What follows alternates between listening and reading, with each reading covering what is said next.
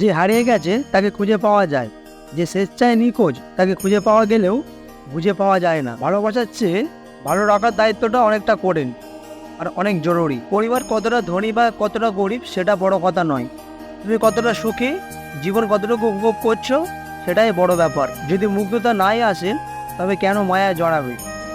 মানুষ তো আর কোনো পোশাক নয় যে ফিট হলো না তাই নিলাম না। কিছু মুহূর্ত কখনো অতীত হয় না, কিছু স্মৃতি কখনো চুরি করা যায় না, অনুভূতি কখনো লুকিয়ে রাখা যায় না, আর কিছু প্রিয় মানুষের সাথে সম্পর্ক শেষ হয়ে গেলেও ভোলা যায় না। এই পৃথিবীতে কেউ শুদ্ধ ও নির্ভুল নয়।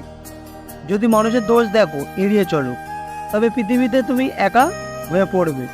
তাই বিচার কম করুন, মানুষকে ভালোবাসুন, ভালো থাকুন। কিছু বাস্তব সত্য কথাগুলো খেয়াল করবেন। বন্ধু, আগেকার মানুষ বাড়ির সামনে লোক রেখে দিত যাতে বাইরের কুকুর ঘরে ঢুকতে না পারে, কিন্তু এখনকার মানুষ ঘরে কুকুর রেখে দেয় যাতে বাইরের লোক ঘরে ঢুকতে না পারে। আগে মানুষ খাবার খেত ঘরে, পায়খানা করতো বাইরে, কিন্তু এখন মানুষ বাইরের খাবার খেয়ে পায়খানা করে ঘরে। আগে বিয়ে হলে খাবার বানাতো বাড়ির মহিলারা, আর যারা নাচতো তারা বাইরে থেকে আসতো। কিন্তু এখনকার দিনে বিয়ে হলে ঘরের লোকেরা আর রান্না করে না, রান্না করার লোক আসতো বাইরে থেকে, আর ঘরের বউরা নাচতে শুরু করে। আগে মানুষ সাইকেল চালাতো, তখন সবাই তাকে গরিব ভাবতো, কিন্তু এখন মানুষ গাড়ি চেপে জিমে যায় সাইকেল চালানোর জন্য। প্লেনেটের দাঁড় মজবুত হয় কিন্তু গাছ কাটতে পারে না, চুল মজবুত হয় কিন্তু চুল কাটতে পারে না। এই জন্য মানুষ তার নিজের কাজের দক্ষতার জন্য শ্রেষ্ঠ হয়। এই জন্য আপনার সঙ্গে কারো তুলনা করবেন না। মা বাবার চোখের জল দুবার আসে। এক, তার মেয়ে যখন ঘর ছেড়ে চলে যায় বিয়ের পর। দুই, তার ছেলে যখন তাকে খেতে দেয় না বা দেখে না। কি আজব এ দুনিয়া! কত টাকা ইনকাম করো তুমি, সবাই জিজ্ঞাসা করে, কিন্তু কিভাবে ইনকাম করো কেউ জিজ্ঞাসা করে না। স্বামীর সঙ্গে তোমার খাবার হওয়ার পর স্ত্রী রাগ করে বাপের বাড়ি চলে গেল, যাওয়ার আগে বলে গেল জীবন থাকতে আর কখনো তোমাকে নিজের মুখ দেখাবো না। 2 দিন পরে রাগ করে যাওয়ার পর স্বামী ফোন করে স্ত্রীকে বলল, আমারই ভুল, মাফ করে দাও, আর কখনো পাবে না, কথা দিচ্ছি তুমি চলে এসো। স্ত্রী বলল, তোমার কাছাকাছি কোনো গ্লাস আছে?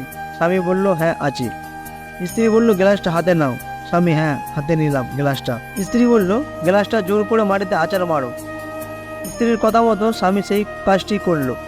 স্ত্রী এবার এই চুরমার হয়ে যাওয়া আছে আর একটা টুকরো ইচ্ছা থাকলে তুমি জোড়া দিতে পারবে না। আমি না, জুটতে কখনোই পারবো না, কারণ গ্লাসটা তো ভাঙিনি, প্লাস্টিকের গ্লাস ছিল তো।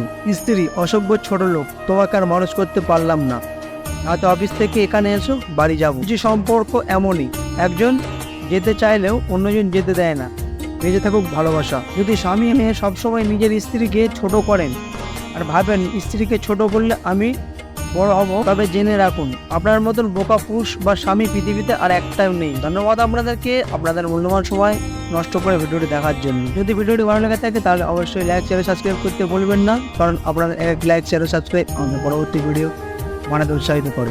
ভালো থাকবেন, সুস্থ থাকবেন, ঈশ্বর আমাদের মঙ্গল করুন।